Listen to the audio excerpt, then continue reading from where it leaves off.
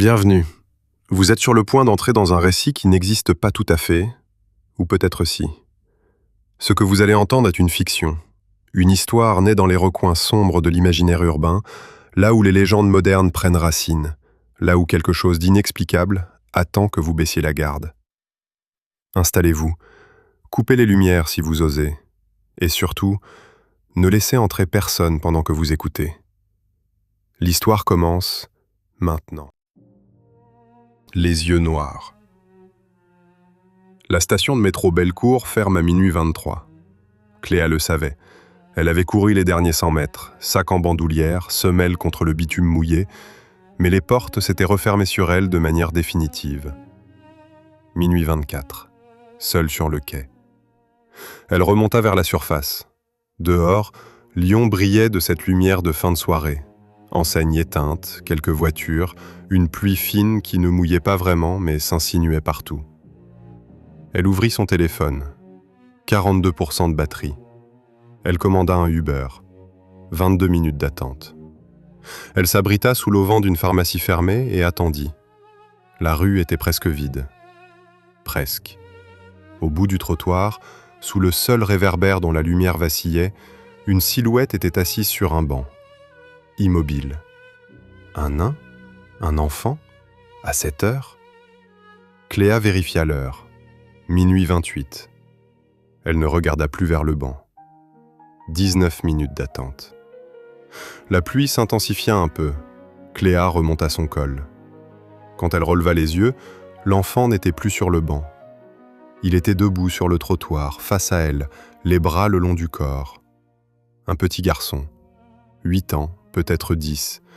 Vêtements sombres, bonnet enfoncé jusqu'aux sourcils. Il ne bougeait pas. Il ne regardait rien, ou plutôt, il la regardait elle, avec cette fixité que les enfants n'ont pas, que personne n'a en fait. Cléa fit un pas de côté, vers la lumière de la pharmacie. L'enfant fit un pas de côté. Le même. Elle sentit quelque chose se contracter dans son cœur. Juste ce signal très ancien que le corps envoie quand quelque chose ne correspond à aucune case. Il ouvrit la bouche. « Je dois rentrer chez moi. Vous pouvez m'emmener avec vous ?» La voix était plate, comme quelqu'un qui a appris les mots mais pas l'intonation, qui récite sans comprendre ce que réciter signifie. « Où sont tes parents ?» dit Cléa. « Je dois rentrer chez moi », répéta-t-il, exactement les mêmes mots.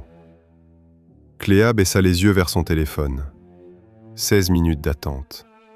Elle allait répondre quelque chose de raisonnable, d'adulte. Quand elle releva les yeux, il fut encore plus près d'elle. Elle eut à peine le temps d'être surprise qu'elle vit ses yeux. Pas d'iris, pas de blanc.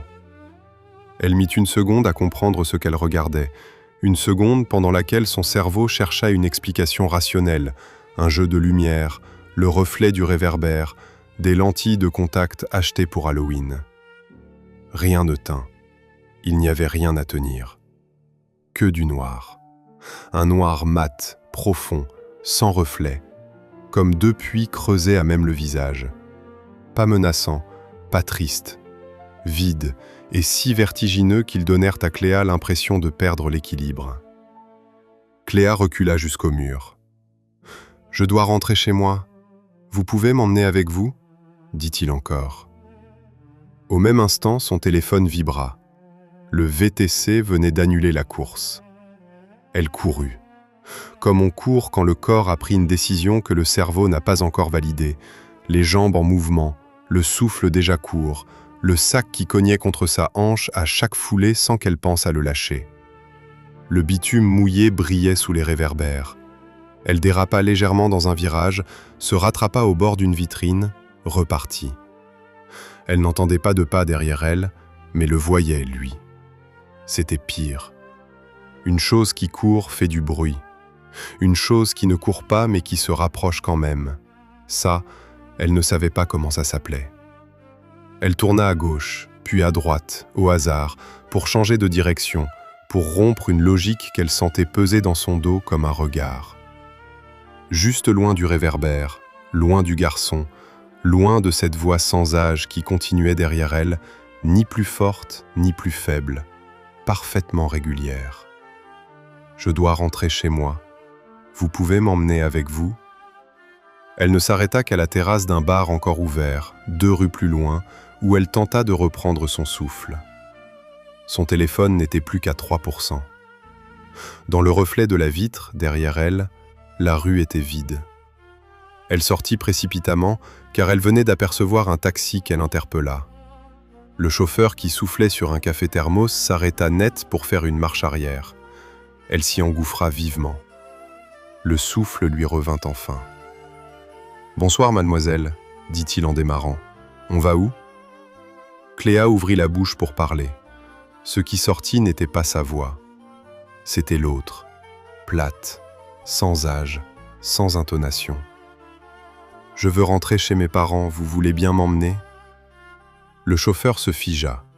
Dans le rétroviseur, ses yeux cherchèrent les siens, et Cléa vit, dans ce miroir, le reflet de ce qu'elle était devenue. 2 yeux noirs, mat, profonds, sans blanc, sans iris, sans âme. Ce taxi fut retrouvé 2 jours plus tard, inconscient, garé en double file devant une maison abandonnée en périphérie. Moteur allumé, siège arrière vide. Les secours notèrent 2 petites marques au niveau de la jugulaire. Il ne se souvenait de rien, sauf de ses yeux noirs, mat, profonds et sans reflet. Merci pour votre écoute. Si cet épisode vous a plu, abonnez-vous et activez la cloche pour ne rien manquer des prochains récits. Vous pouvez aussi laisser un commentaire, ça aide énormément le podcast et la chaîne à grandir. Et surtout, donnez-moi vos idées de lieux et de situations qui inspireront peut-être un prochain épisode. On se retrouve très vite pour une nouvelle fiction urbaine, un nouveau décor, et ce moment où tout bascule.